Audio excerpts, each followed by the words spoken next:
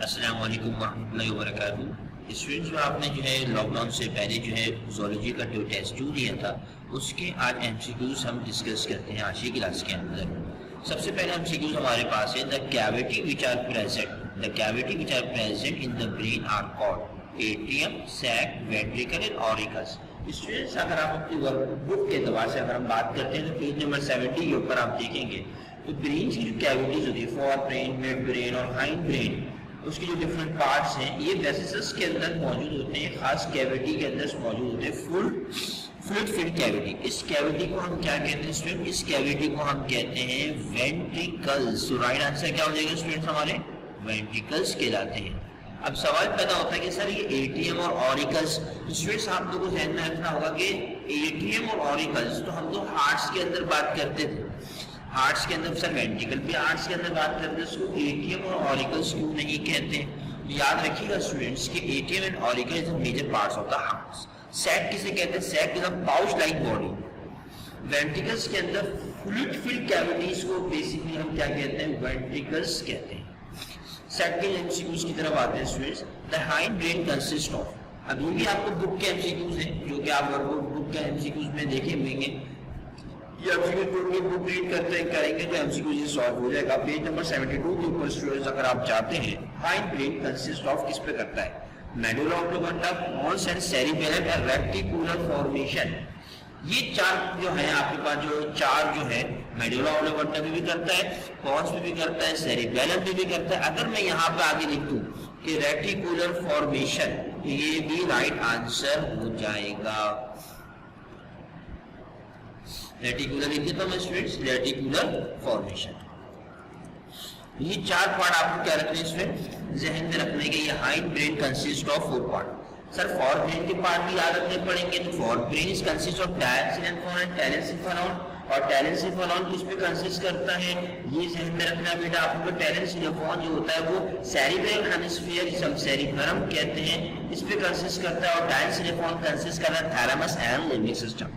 तो ये चीजें आपको मेमोराइज करनी पड़ेगी कि hind brain consist of, mid brain consist of, fore brain consist of.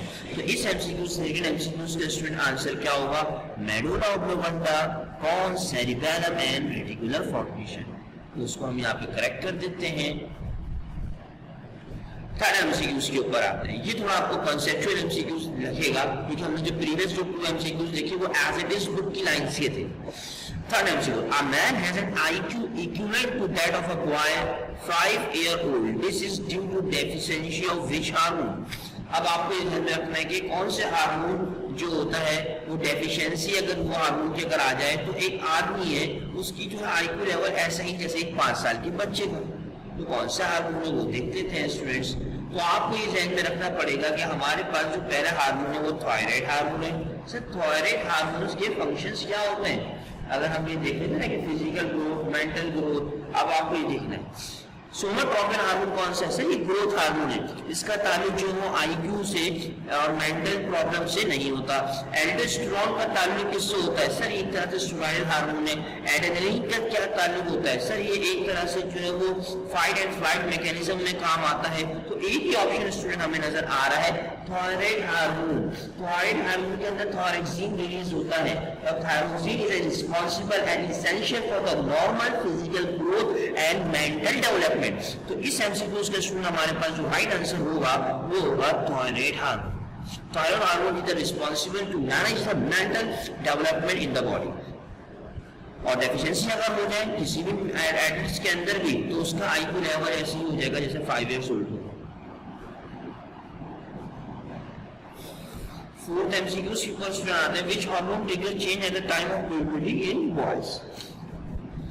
अगर हम बात करते हैं कि ये एमसीक्यूज ये पूछा जा रहा है कि वो ऐसा वक्त बताए जिसमें कोई भी अगर मेल है और उसकी जो है बलूगत के वक्त अगर जो है वो जब शुरू होता है तो उसके अंदर कौन सा हार्मोन के अंदर एक ट्रिगर चेंज आता है, कौन सा हार्मोन ज्यादा इनिशिएट होता है। अब ये 4 हार्मोन स्टूडेंट्स आपके जो है वो स्क्रीन के ऊपर लिखे हुए हैं। एक है एड्रेनलिन, इंसुलिन, टेस्टोस्टेरोन और थायरोक्सिन। अब इंसुलिन का काम तो सब बच्चे जानते हैं कि insulin is responsible to metabolic control of glucose in the blood. Insulin का काम क्या है कि सर ग्लूकोज का अगर जो है लेवल अगर ब्लड के अंदर ज्यादा हो जाए उसको कन्वर्ट करना ग्लाइकोजन के अंदर। सर ये तो एक तरह से तो बच्चा जब पैदा होता है तभी भी इंसुलिन काम कर रहा होता है। एडेनिन का काम क्या है? सर एडेनिन का काम तो हम तो बार बार ये बात कर चुके हैं कि एडेनिन जो है अगर हम उसकी बात करते हैं एडेनल एंड्रोजेंस है, एल्डोस्टेरोन है, ग्लूकोकॉर्टिकॉइड्स हार्मोन्स है जो कि मिनरल्स को मेंटेन वगैरह करता है। सर ये जो हार्मोन्स है, अब थायरोक्सिन हमने पिछली एमसीक्यूज में देखा कि क्लोराइड ग्लैंड से थायरोक्सिन रिलीज होता है और थायरोक्सिन क्या करता है? फिजिकल एंड मेंटल डेवलपमेंट करता है। तो इसका मतलब सर फिजिकल और मेंटल डेवलपमेंट तो बच्चे की तो पैदा होने के साथ ही जो शुरू हो जाती है। बलूगत के वक्त कौन सा हार्मोन सीक्रेट होता है? वो सीक्रेट होता है स्टूडेंट टेस्टोस्टेरोन, जो कि स्पर्म को एक्टिव कर देता है at the time of the puberty. तो राइट आंसर क्या हो जाएगा इस एमसीक्यूज का? टेस्टोस्टेरोन। द फिफ्थ एमसीक्यूज के ऊपर स्टूडेंट आते हैं। The function of glucagon hormone is. अब फंक्शन ऑफ ग्लूकागोन हार्मोन क्या है भाई? सबसे पहले तो आपको देखना पड़ेगा ग्लूकागोन हार्मोन कहां से रिलीज होता है? Student sir alpha cell of the pancreas से रिलीज होता है। ये हम नेक्स्ट में पढ़ेंगे। ये चीज ध्यान में रखना है ग्लूकागोन का काम क्या है। Glucagon is responsible to convert the glycogen into glucose. To convert the glycogen into glucose. अब कौन सा जो है ऑप्शन हमारे लिए राइट रहेगा? तो इसमें देखते हैं। To increase glycogenesis. Sir glycogenesis तो नहीं कर सकता क्योंकि ग्लाइकोजेनेसिस का मतलब क्या होता है? ग्लाइकोजेनेसिस को जो परफॉर्म करता है वो इंसुलिन करता है लिवर के अंदर ग्लाइकोजन की फॉर्मेशन। इंसुलिन का काम क्या होता है? ग्लूकोज को कन्वर्ट करना ग्लाइकोजन में। तो इंसुलिन क्या करता है? तो इंक्रीज द ग्लाइकोजेनेसिस। ग्लूकागोन ये काम नहीं करता। सी ऑप्शन के ऊपर मैंने to increase the absorption of fatty acid, ये काम की फंक्शन ग्लूकागोन के लिए। To decrease the blood glucose level, to decrease the blood glucose level में इंसुलिन करता है क्योंकि insulin is responsible to convert the glucose into the glycogen. अब डी ऑप्शन पर आते हैं, to release glucose from liver cell, that's the right answer. Liver cell के अंदर जो ग्लाइकोजन स्टोर हुआ होता है उसको अगर बॉडी के अंदर ग्लूकोज की डेफिशिएंसी आ रही है तो glucagon is responsible to convert the glycogen into the glucose. तो राइट आंसर स्टूडेंट्स क्या हो जाएगा? डी हमारे पास राइट आंसर हो जाएगा। अब आते हैं स्टूडेंट्स सिक्स्थ एमसीक्यूज की तरफ आते हैं। सिक्स्थ एमसीक्यूज क्या दे रहा है? The knee jerk is an example. Sir ये नी जर्क कौन सा है? सर ये रिफ्लेक्स एक्शन की एग्जांपल है। याद रख लो स्टूडेंट, जितने भी रिफ्लेक्स एक्शन होते हैं ये इनवॉलंटरी एक्शंस होते हैं और all involuntary action is monocyclic. Monocyclic हमारे पास राइट आंसर हो जाएगा। जो सिंगल वेज में ट्रांसमिट होते हैं इलेक्ट्रोकेमिकल सिग्नल्स, जिसे हम कहते हैं मोनोसाइनेप्टिक। इलेक्ट्रोकेमिकल सिग्नल्स के अंदर रिलीज होते हैं।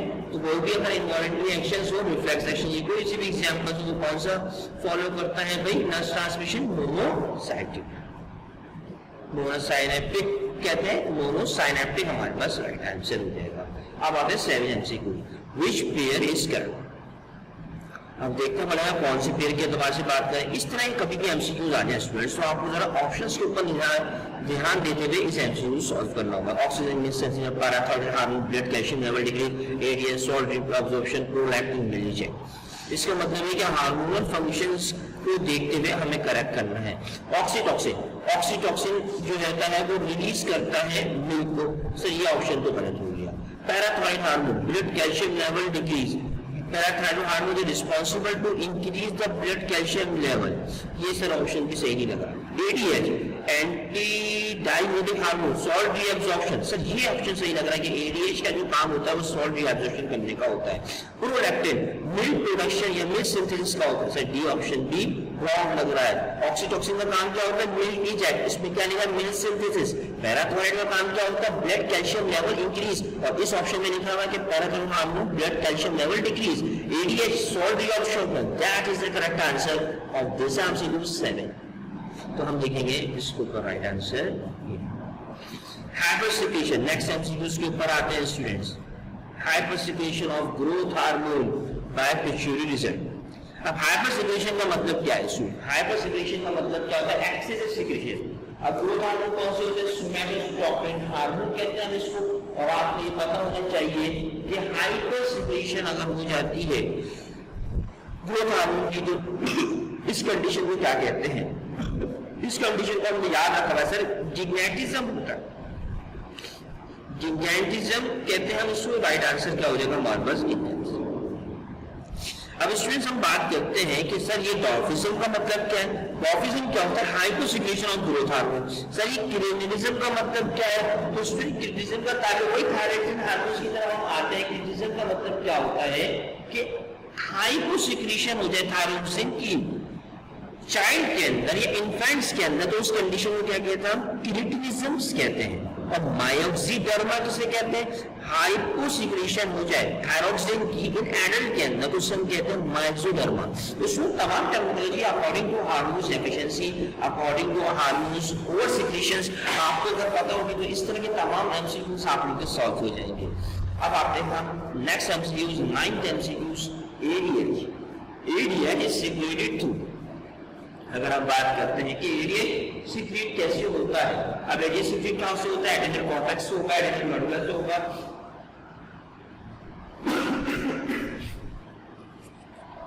तो हम इसकी बात अभी डिस्कस करते हैं कि एडीएच की बात करते हैं, एडीएच कहां से सीक्रेट होता है। अब एडीएच का मतलब क्या है? Sir anti diuretic hormone.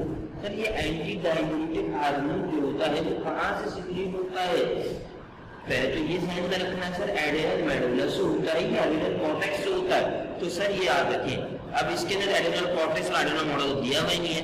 अब देखिए बात करते हैं कि एंटीरियर पोस्टीरियर ग्लैंड थायराइड से तो हो नहीं सकता, तो ये थायराइड रिलीज थायराइड से, ये डी ऑप्शन आप पहली प्रोसेस में रिलीज कर वो जो है कट कर सकते हैं। एंटीरियर पोस्टीरियर ग्लैंड से रिलीज होता है या पोस्टीरियर पोस्टीरियर ग्लैंड से जो रिलीज होता है। तो इसमें हम ये जानते हैं कि हमारे पास जो एंटीरियर पिट्यूटरी ग्लैंड से रिलीज होने वाले हार्मोन है वो क्या होते हैं? ग्रोथ हार्मोन होते हैं, एसीटीएच होते हैं, एडीएच होते हैं, एफएसएच, टीएसएच, तमाम जो है हार्मोन है वो एंटीरियर पिट्यूटरी ग्लैंड से निकलते हैं। और पोस्टीरियर से क्या निकलते हैं? पोस्टीरियर पिट्यूटरी ग्लैंड से क्या निकलता है? एडीएच निकलता है। एडीएच क्या निकलता है? पोस्टीरियर पिट्यूटरी ग्लैंड से निकलता है। और ऑक्सीटॉसिन, तो याद रख लेते हैं इस एमसीक्यू का राइट आंसर क्या हो जाएगा भाई? पोस्टीरियर पिट्यूटरी ग्लैंड से क्या सीक्रेट होता है? एडीएच और ऑक्सीटॉसिन सीक्रेट होता है। ये बात आप लोग ध्यान में रखिएगा स्टूडेंट। तो राइट आंसर हमारे पास क्या हो जाएगा? Posterior pituitary glands. इसमें हम 10th एमसीक्यू से आते हैं, एक्शन ऑफ पेप्टाइड हार्मोन, यानी कि protein based hormone on a targeted cell is meditated by. अब आपको ये पता होगा कि हार्मोन जिस तरह काम कर रहे होते हैं तो दो तरह के काम होते हैं, एक तो स्टेरॉइडल हार्मोन होते हैं और एक होते हैं नॉन स्टेरॉइडल हार्मोन। तो स्टेरॉइडल नॉन स्टेरॉइडल हार्मोन यानी कि पेप्टाइड जो हार्मोन होते हैं उसमें क्या होता है कि कोई भी अगर हार्मोन रिलीज हो रहा है ब्लड स्ट्रीम के अंदर तो एक खास हर हार्मोन के रिसेप्टर्स मौजूद होते हैं, ये स्पेसिफिक ऑर्गन्स की तरह, ठीक है। अभी रिसेप्टर ऑफ प्रोटीन जो है वो जब सेल के बहुत सेल्स मेम्ब्रेन के ऊपर एग्जिस्ट करते हैं। अब कोई भी हार्मोन आया तो उनके पहले रिसेप्टर से अटैच होता है, वो रिसेप्टर ऑफ जो स्पेसिफिक जो हार्मोन्स है जो प्रोटीन नेचर है वो रिसेप्टर के साथ अटैच होगा।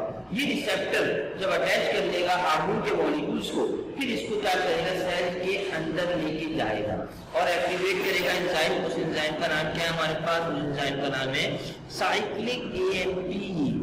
साइक्लिक एएमपी जब targeted cell to mediate to action तो पेप्टाइड हार्मोन।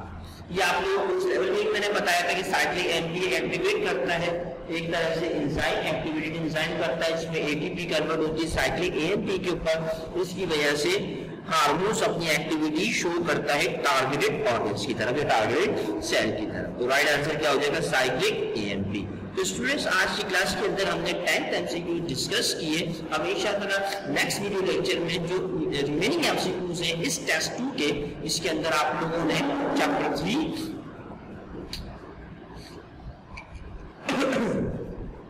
ये हमारे सामने आज की क्लास में डिस्कस किया। तो इंशाल्लाह नेक्स्ट क्लास के अंदर हम इसको डिस्कस करेंगे 11 to 22 एमसीक्यूज। अस्सलाम वालेकुम।